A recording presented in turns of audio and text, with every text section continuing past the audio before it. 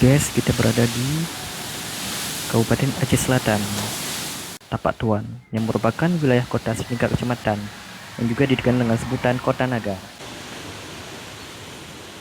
Oke, let's go.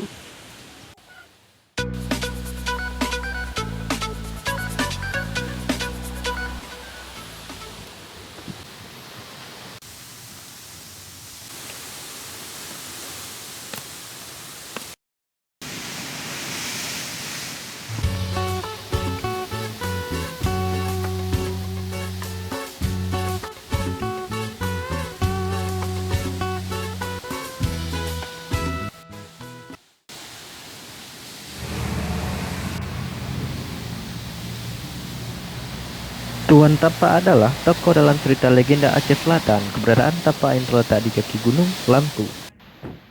Tapak Tuan ini menjadi daya tarik wisatawan untuk berkunjung ke sana. Memang tidak mudah, pengunjung harus melewati batu karang beragam ukuran. Legenda Tapak Tuan menjadi cerita rakyat turun-temurun dan dipercaya masyarakat.